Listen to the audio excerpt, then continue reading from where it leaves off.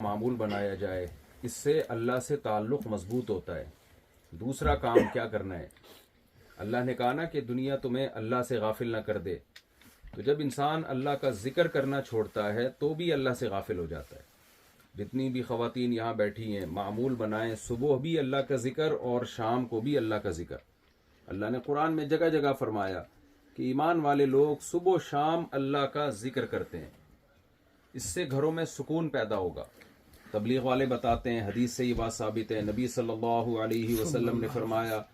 جو سبحان اللہ والحمد للہ ولا الہ الا اللہ واللہ اکبر،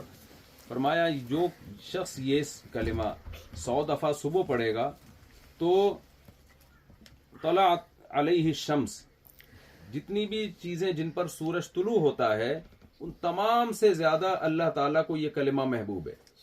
100 دفعہ معمول بنائے، فجر کی نماز پڑھ کے مصلی پہ بیٹھ کے وہیں پر 100 دفعہ صبح یہ کلمہ پڑھ لیا، 100 دفعہ شام پڑھ لیا، ایک تسبیح درود شریف کی پڑھ لی صبح، ایک تسبیح شام کو پڑھ لی، ایک تسبیح اپنے گناہوں کو یاد کر کے استغفار کی، استغفر اللہ ربی من کل ذنب واتوب الیہ، اس کا ترجمہ بھی یاد کر لیں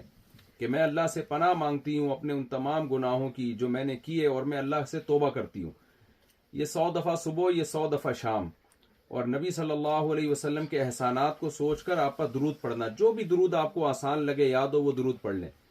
کہ نبی صلی اللہ علیہ وسلم کے ہم پر جتنے احسانات ہیں اتنے کسی شخصیت کے نہیں ہیں، کیونکہ ہمیں ہمارے اللہ کا جو انٹروڈکشن کرایا، جو تعارف کروایا، وہ محمد صلی اللہ علیہ وسلم نے کرایا، ورنہ ہم اللہ کو نہیں جانتے کہ اللہ کون تھا۔ دیکھیں ان کافروں تک نبی صلی اللہ علیہ وسلم کا پیغام نہیں پہنچا، یہ اللہ کو نہیں جانتے، تبھی اتنی ترقی کے باوجود یہاں ڈپریشن بہت ہے، خودکشیاں بہت ہیں،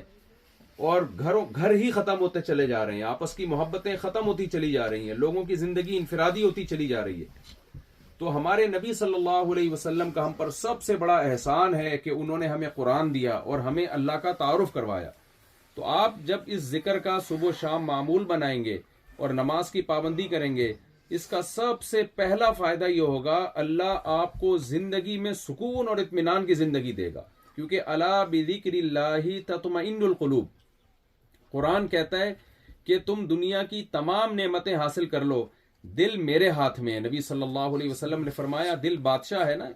جسم کا، تو دل جو ہے وہ اللہ کی 2 انگلیوں کے درمیان میں ہے، جدھر کو چاہتا ہے پلٹا دیتا ہے۔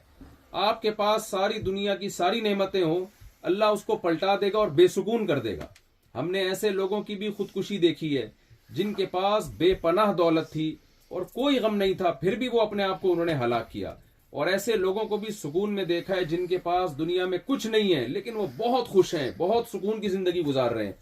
تو الا بذکر اللہ تطمئن القلوب، اللہ نے اللہ کا لفظ استعمال کیا، خبردار سنو۔ اللہ کا لفظ اس لیے استعمال کیا کہ اللہ کو پتا تھا کہ یہ لوگ میری بات کو اگنور کریں گے، میری بات کو اہمیت نہیں دیں گے، یہ کہیں گے سکون گاڑی میں، بنگلے میں، دولت میں، اس لیے اللہ نے فرمایا اللہ خبردار سن لو، تمہاری سوچ غلط ہے۔ بذکر اللہ تطمئن القلوب، اگر تم چاہتے ہو دل میں سکون ہو، وہ اللہ کی یاد کے علاوہ کسی چیز میں نہیں مل سکتا۔